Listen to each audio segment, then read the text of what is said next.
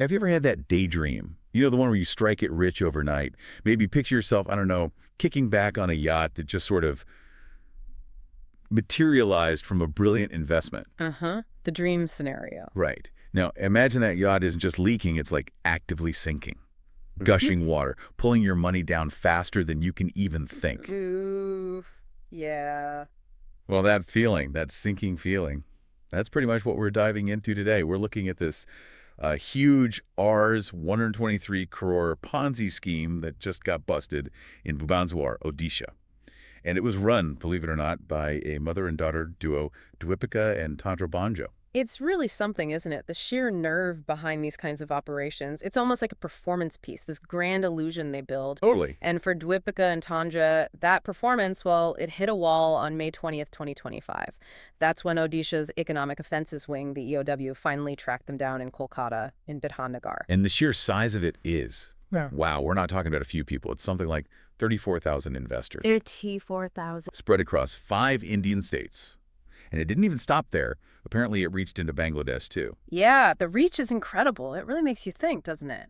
How could something this audacious, this widespread, actually happen? It must be, I guess, a mix of things, like their boldness, sure, but also maybe people just wanted to believe or felt they needed to. I think that's spot on. It points to the organizers' confidence, maybe bordering on arrogance, but also, yeah, perhaps a vulnerability or a deep-seated hope among the investors. That geographical spread tells you it wasn't accidental, it was a network. So how did they build it? What was the hook? What made people hand over, their life savings in some cases? Well, the front was this company, Harit Krishi Nidhi Ltd. Harit Krishi Nidhi. Okay. Sounds pretty harmless, right? Almost.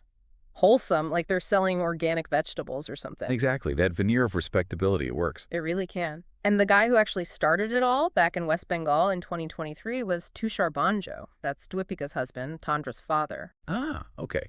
So he set it up. But wait, didn't you say he was arrested?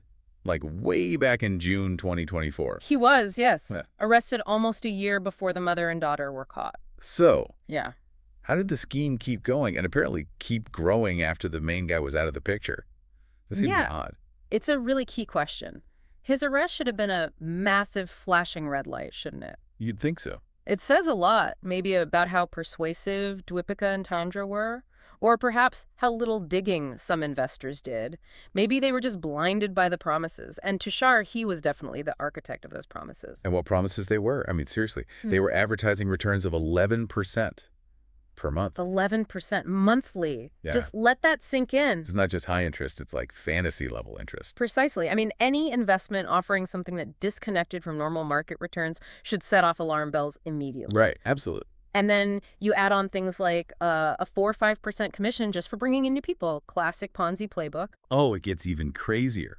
They were offering fixed monthly salaries, like invest 4 lakh rupees, get 4,000 rupees a month, guaranteed. Right. Double the investment, double the salary. It makes it feel less like an investment and more like some sort of bizarrely generous but totally fake job. It's clever, though, in a twisted way. You see that money coming in each month. Yeah, that immediate reward makes you think, hey, this is legit, it's working. It can really override your critical thinking about whether it makes sense long term. And like you said, the spread was huge from the start. Odisha, West Bengal, Chhattisgarh, Assam, Tripura, even Maharashtra and Bangladesh.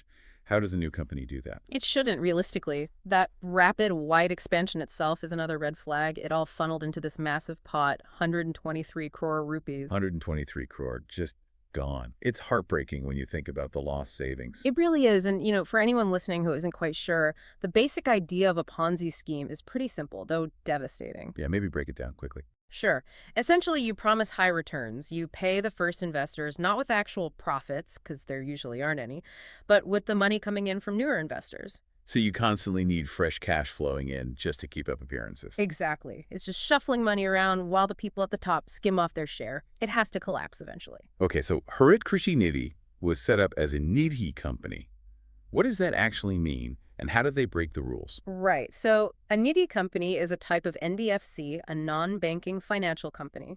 The whole point is to encourage saving among its members. They borrow from members and lend to members. It's meant to be mutual, small scale, very localized. Okay, localized. But these guys were operating across 5 states and internationally. Precisely. That's a huge deviation. Needy companies are generally restricted to operating within their registered state, which was West Bengal for Harit Krishi. Going multi-state like that, big no-no. And running what looked like a chit fund scheme is another violation entirely. So clear rule breaking there. Right. Absolutely. Suggests they never intended to operate like a proper nitty company. It was just a cover. And the tactics to lure people in sound so familiar. Those crazy high returns as bait. The hook. Then using social media to create hype, make people feel like they're missing out. FOMO, yeah. Fear of missing out. Very powerful. And holding meetings in fancy hotels to look successful and trustworthy. Oh, yeah, the environment matters. Meet somewhere posh. It creates an aura of success, of legitimacy, makes you feel you're joining something exclusive, something real. And it wasn't just Tushar initially, right? Dwipika and Tandra were directly involved. Very directly, it seems. Dwipika was actually the initial director, held 1,000 shares, and the EOW traced significant money directly into their personal bank accounts. How much are we talking? Something like Rs 41 lakh into Dwipika's account, and over Rs 43 lakh, 43.67 lakh into Tandra's. So, yeah, they weren't just bystanders. They appear to have been profiting directly. And then there's this whole other layer, the money potentially being moved offshore to places like Bangladesh and China in benami accounts. That's what's alleged, yes.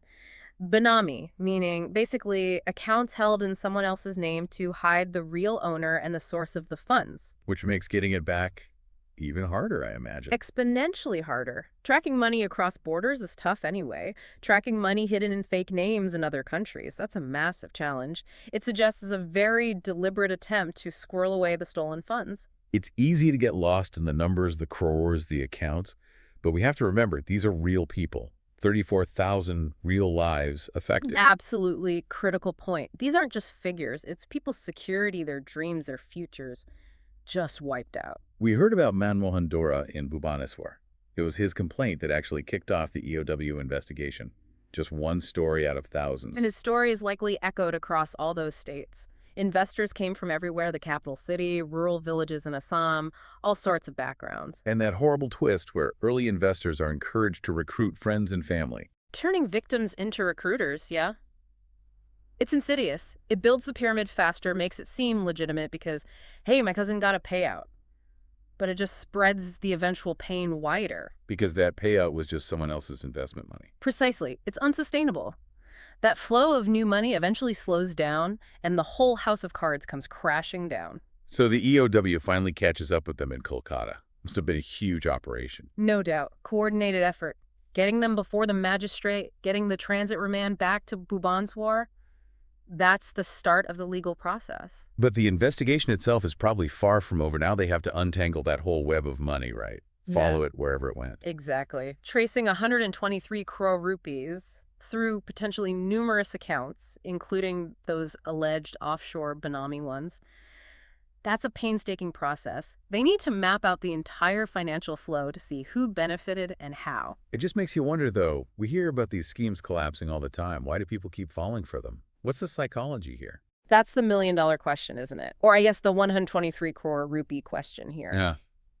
Look, there's a very basic human desire for a better life, for quick financial gain. That's powerful, especially if you feel stuck or anxious about money. The promise of easy riches is, well, it's incredibly alluring. The get-rich-quick dream, it taps into something deep. And maybe trust plays a part, like if someone you know recommends it. Definitely. Social proof is huge. If my friend is doing it, it must be okay. Plus, the scammers are often very charismatic, very convincing. They sell a lifestyle using those fancy hotels, the talk of big money. It makes people want to believe. And were there regulatory gaps they exploited? I mean, there are rules for needy companies from the RBI, right? There are rules, yes. The question is always about enforcement and whether the rules are watertight enough or if clever operators can find ways around them or simply ignore them until caught. It's an ongoing challenge for regulators. And this isn't happening in a vacuum, is it? We've seen other massive scams recently in India. Unfortunately, no. It's a persistent problem.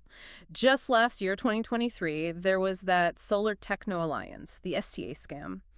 Crypto-based, over 1,000 crore rupees, 2 lakh victims, even had a Bollywood actor involved in promoting it. Wow, I remember hearing about that. Then in November 23, the Yes World crypto token scam, another 200 crore, 2.5 lakh investors. And go back a bit to 2017, that Noya scam based on fake social media clicks. That was reportedly Rs 3,700 crore. Good grief. The scale is unbelievable. It really is. These things keep adapting, using new technology like crypto, but the underlying mechanics are often depressingly similar. What seems to stand out with Harit Krishi Nidhi, though, is that sheer number of victims, the 34,000, combined with that alleged international angle moving funds to Bangladesh and China. That cross-border element does suggest a certain level of sophistication, maybe a more organized network behind it, and it definitely complicates things for law enforcement trying to get that money back. Which brings us to the big question for those 34,000 people. What happens now? Is there any realistic chance they'll see their money again? Honestly, the road ahead for them is incredibly tough. Recovering 123 crore, especially if it's been moved offshore and hidden, it's a monumental task. So probably not getting it all back. Full recovery is, unfortunately, very unlikely in cases like this. Authorities will try to seize assets from the Bhanjos, whatever they can find, but often it's only a fraction of what was lost. And the legal process itself will take time. Oh, absolutely. These cases are complex. They drag on for years sometimes. So Dwipika, Tandra, Tushar, they're facing the courts now. But justice, and especially restitution, takes time. And beyond the money, think about the erosion of trust. That's a huge cost, too. Yeah, it makes people wary of everything. So let's pivot to prevention. How can you, listening right now, protect yourself? What are the big red flags to watch out for? Okay, key things. First, be extremely skeptical of any promise of super high returns with little or no risk. That combination just doesn't exist in legitimate finance if it sounds too good to be true. It probably is, yeah. Yeah. Second, watch out for heavy pressure to recruit others. If a big part of the opportunity is getting commissions for bringing in new people, that's a massive warning sign for a pyramid or Ponzi structure. Okay, what else? Vague business models. If you can't understand clearly how the company actually makes money, legitimately be very suspicious. Ask questions. Demand clear answers. Makes sense. Check your registration, too. Crucial. Is the company registered with the proper authorities, like the RBI or SEBI in India? If they're operating outside the regulatory system, your risk goes way, way up. Also, be wary of really slick, over-the-top marketing and hype. And finally, urgency tactics. Invest now or you'll miss out. That's designed to make you rush, not think. Don't let them rush you. Good advice. Take your time. Do your homework. Talk to an independent financial advisor. So it really boils down to that old saying, doesn't it? If it looks like a duck, swims like a duck, and quacks like a duck, it's probably not a magical money-printing goose. Pretty much, yeah. This Harit Krishi Nidhi story is just such a stark reminder. We need to be skeptical. We need to be vigilant with our money. Absolutely. It really makes you think, doesn't it? Yeah. About that pull towards the quick, exciting, maybe life-changing win versus the slower, maybe less glamorous, but much safer path. Where do you draw the line? It's something to really consider in your own financial life.